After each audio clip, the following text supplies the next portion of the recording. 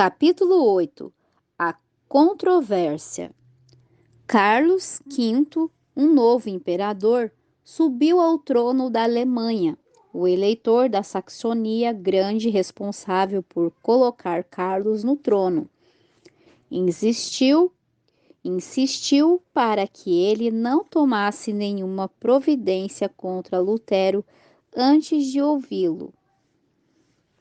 Isso colocou o imperador em uma posição desconcertadamente embaraçosa.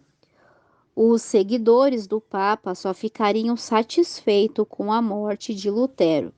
O eleitor havia declarado que o doutor Lutero deveria receber um salvo-conduto a fim de poder comparecer perante um tribunal de juízes instruídos, piedosos e imparciais.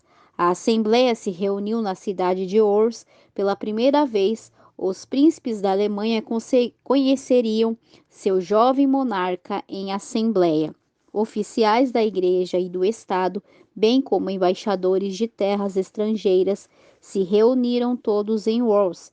No entanto, o assunto que despertava o mais profundo interesse era o reformador.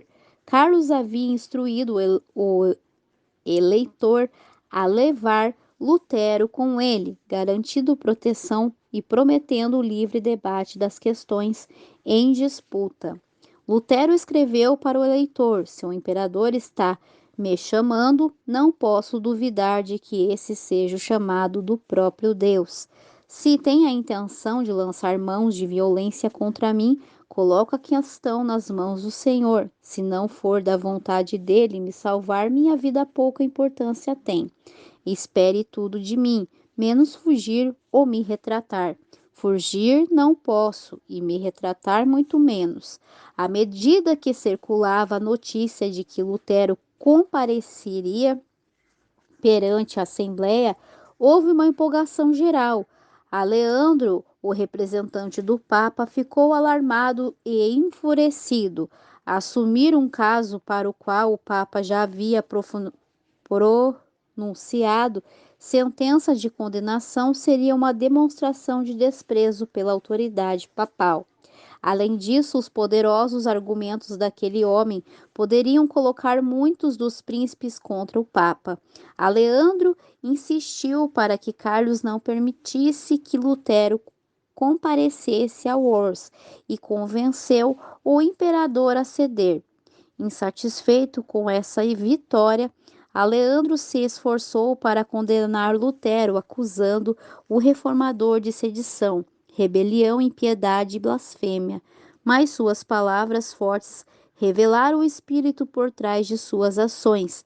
Ele é movido por ódio e vingança. Era a opinião geral. Com zelo renovado, Leandro introduziu o imperador a colocar em prática as decisões papais. Vencido pela insistência, Carlos o convidou a apresentar sua causa perante a Assembleia. Os favoráveis ao reformador estavam apreensivos em relação ao que Leandro diria.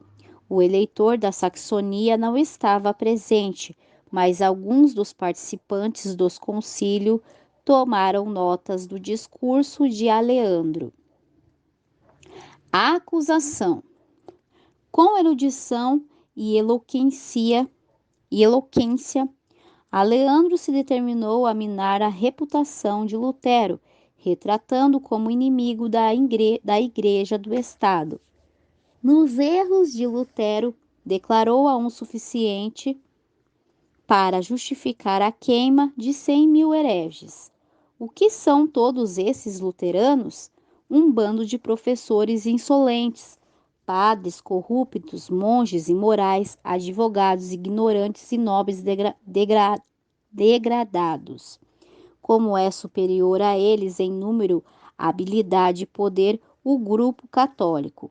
Um decreto unânime desta ilustre Assembleia iluminará os ignorantes, advertirá os imprudentes, dará rumo aos indecisos e fortalecerá os fracos. As pessoas continuam a usar os mesmos argumentos contra aqueles que ousam a apresentar os ensinos claros da palavra de Deus. Quem são estes pregadores de novas doutrinas? São incultos, poucos em número e da classe mais pobre. Todavia alegam ter a verdade a ser o povo escolhido de Deus. São ignorantes e enganados. Quão superior em número e influência é nossa igreja. Esses argumentos não são em nada mais válidos agora do que eram na época do Reformador. Lutero não estava lá para superar o defensor do Papa com as verdades claras e convincentes da palavra de Deus. A maior parte da Assembleia sentia-se inclinada não só a condenar a ele a doutrina que ensinava, mas, se possível, eliminar toda a heresia. Tudo que Roma podia pronunciar em defesa própria já havia sido dito. A partir de então, o contraste entre a verdade e o erro se tornaria mais claro à medida que uma guerra aberta começasse a se desenvolver. O Senhor, porém, tocou um membro da Assembleia para que fizesse um relato verdadeiro das consequências da tirania papal. O Duque Jorge da Saxonia se levantou naquele ajuntamento de príncipes e especificou com terrível precisão os enganos e as abominações da igreja. Abuso clamam contra Roma. Toda a vergonha foi colocada de lado e o único interesse da igreja é dinheiro, dinheiro e mais dinheiro, de tal modo que pregadores que deveriam ensinar a verdade nada proferem além de falsidades. Elas não são apenas toleradas, como também recompensadas, porque quanto maiores as mentiras, maiores são seus ganhos. É dessa fonte podre que fluem tais águas poluídas. A independência dá as mãos à ganância. É triste dizer, mas o escândalo causado pelo clero é que lança tantas pobres pessoas à condenação eterna. Precisamos efetuar uma reforma geral. O fato de o orador ser um inimigo resoluto do reformador conferiu influência ainda maior às suas palavras. Anjos de Deus enviaram raios de luz às trevas do erro e abriram os corações à verdade. O poder da verdade divina controlou até mesmo os inimigos da reforma e preparou o caminho para a grande obra que estava prestes a acontecer. A voz daquele que é o maior do que Lutero foi ouvida na Assembleia. Uma comissão foi designada para preparar uma lista de opressões papais que sobrecarregavam pesadamente o povo alemão. Ela foi apresentada ao imperador com o pedido de que ele tomasse medidas para corrigir os abusos. A solicitação dizia: é nosso dever impedir a ruína e a desonra de nosso povo. Por esse motivo, com humildade, porém em tom urgente, pedimos que ordene uma reforma geral e use seu poder para colocar em vigor a convocação. Então o concílio reivindicou que Lutero comparasse diante da Assembleia. Por fim, o imperador consentiu e Lutero foi convocado. Com a convocação, ele também recebeu um salvo-conduto. Um mensageiro levou esses documentos ao Wittenberg com a instrução de levar o reformador para Worms. Cientes do preconceito e do ódio existente contra Lutero, seus amigos temiam que o salvo-conduto não fosse respeitado. Ele respondeu: Cristo me dará seu espírito para vencer esses ministros do erro. Eu os desprezei em vida e triunfei sobre eles por meio da minha morte. Então, ocupados em Worms, tentando me forçar a me retratar, e esta será a minha retratação. Eu disse no passado que o Papa era o vicário de Cristo, mas agora afirmo que ele é adversário do Senhor e apóstolo do diabo. Além do mensageiro imperial, 3 amigos se determinaram a acompanhar Lutero. O coração de Melanchthon estava unido ao de Lutero e queria segui-lo. Entretanto, Lutero negou suas súplicas. O reformador o instruiu: se eu não voltar e meus inimigos me condenarem à morte, continue a ensinar a permanência continue a ensinar e permaneça firme na verdade. Labute em meu lugar. Se você sobreviver, minha morte terá pouca importância. Presságios augurentos encheram a mente das pessoas. Todos haviam ficado sabendo que os escritos de Lutero tinham sido condenados em Worms. O mensageiro, temeroso quanto à segurança de Lutero no concílio, perguntou se ele ainda assim desejava prosseguir. O reformador respondeu: embora condenado em todas as cidades, eu irei. Em Erfurt, Lutero passou pelas ruas que tantas vezes havia trilhado, visitou sua cela no convento e pensou nas lutas que levaram a seu coração a luz que então inundava toda a Alemanha. As pessoas insistiram para que ele pregasse. Lutero tinha sido proibido de fazê-lo, mas o mensageiro lhe deu permissão. Então o frade, que no passado havia trabalhado como escravo nos piores deveres do convento, assumiu o púlpito. O povo ouviu em êxtase. Lutero partiu o pão da vida para aquelas pessoas famintas. Exaltou a Cristo, mostrando como ele é superior a papas, oficiais da igreja, imperadores e reis. Lutero não fez nenhuma alusão à sua situação de perigo. Em Cristo perdeu a si mesmo de vista. Escondeu-se atrás do homem do Calvário, buscando apenas apresentar a Jesus como o redentor dos pecados. Coragem. Enquanto o reformador seguia seu caminho, uma multidão zelosa se reuniu a seu redor e vozes amistosas o advertiram contra as autoridades católicas. Vão queimá-lo, disseram alguns, e reduziram seu corpo a cinzas, assim como fizeram com João Hus.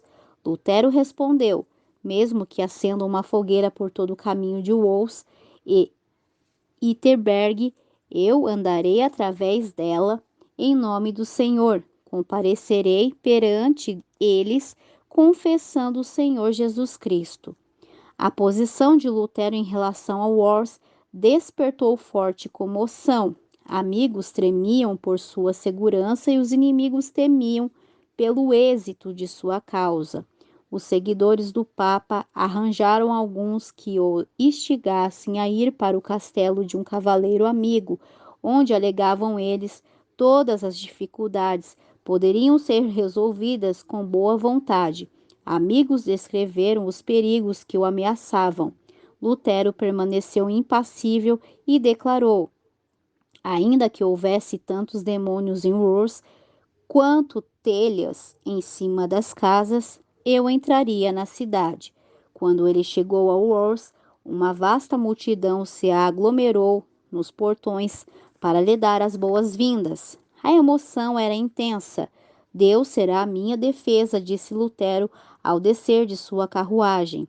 Sua chegada encheu de assombro os defensores de Roma. O imperador convocou os participantes do concílio. Que rumo que deveriam tomar? Um católico rígido declarou: já debatemos este assunto por tempos demais. Que Sua Majestade Imperial se livre desse homem de uma vez por todas. Sigismundo não mandou João Hus ser queimado? Não somos obrigados nem a dar salvo-conduto para um herege, nem a respeitar tal documento. Não disse o imperador. Cumpriremos nossa promessa. Então, decidiram que o reformador seria ouvido. Todos na cidade estavam ansiosos para ver o notável homem.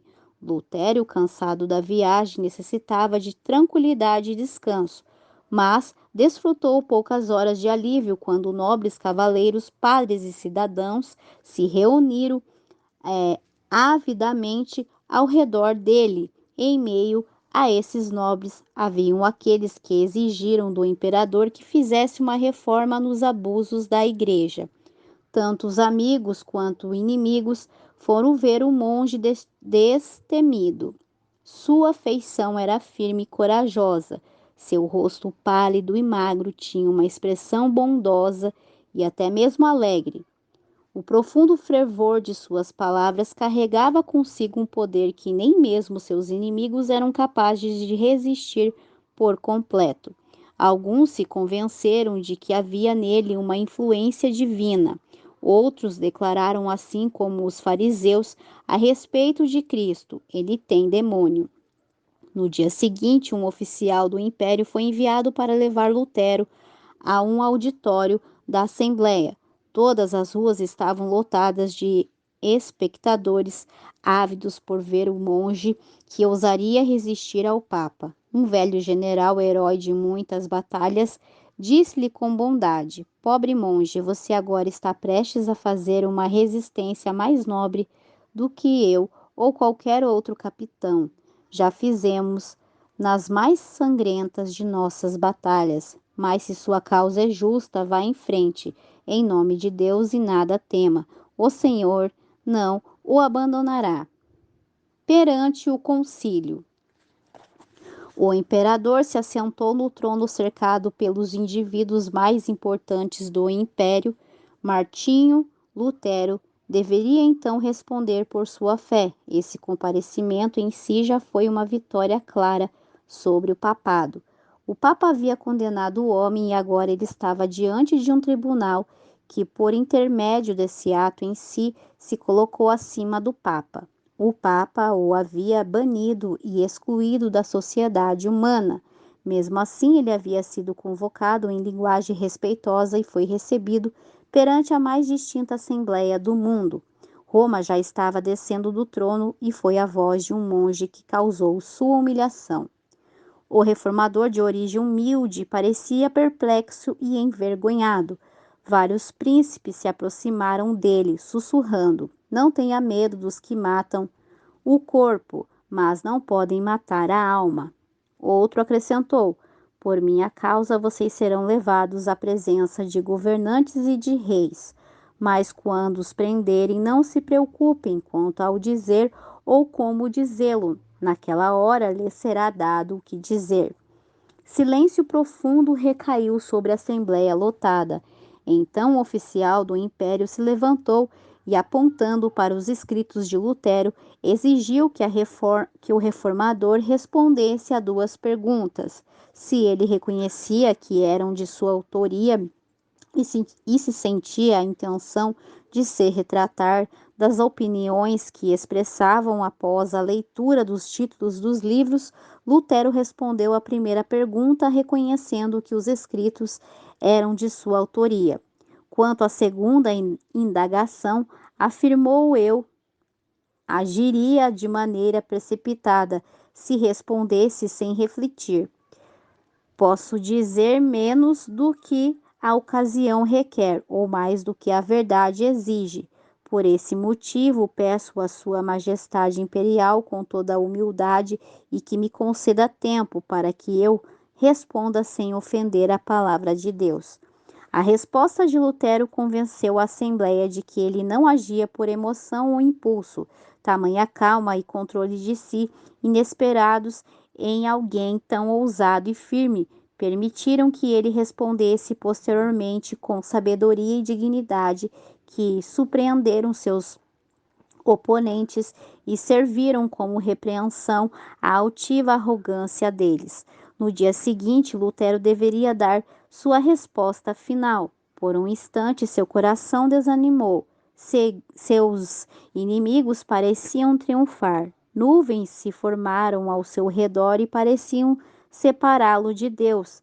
Em angústia de espírito, ele derramou seus clamores ao quebrados de coração, rendido ao único capaz de compreendê-los por completo. O Deus Todo-Poderoso e Eterno implorou ele: se eu depositar minha confiança somente na forma deste mundo, então tudo estará acabado. Minha hora final chegou, minha condenação foi pronunciada.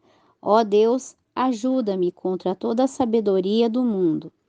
A causa é tua, e ela é justiça e eterna. O Senhor, ajuda-me, fiel e imutável Deus. Não deposito minha confiança em homem nenhum. O Senhor me escolheu para esta obra. Permaneça ao meu lado por amor a teu tão amado Jesus Cristo, que é minha defesa, meu escudo e minha fortaleza. No entanto, não foi o medo de sofrimento pessoal, tortura ou morte que o encheram de pavor. Lutero sentia sua inadequação por causa de suas fraquezas. A causa da verdade poderia sofrer perda. Ele lutou com Deus, não pela própria segurança, mas pelo triunfo do Evangelho.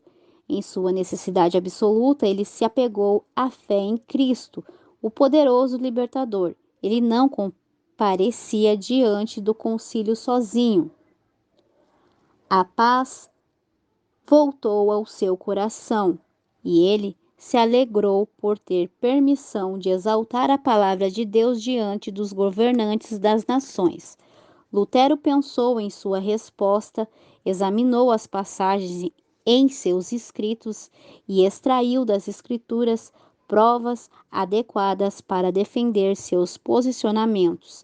Então, colocando a mão esquerda sobre o volume sagrado, ergueu a mão direita ao céu e fez o voto de permanecer fiel ao Evangelho e confessar livremente sua fé, mesmo que precis mesmo que precisasse selar o testemunho com seu sangue.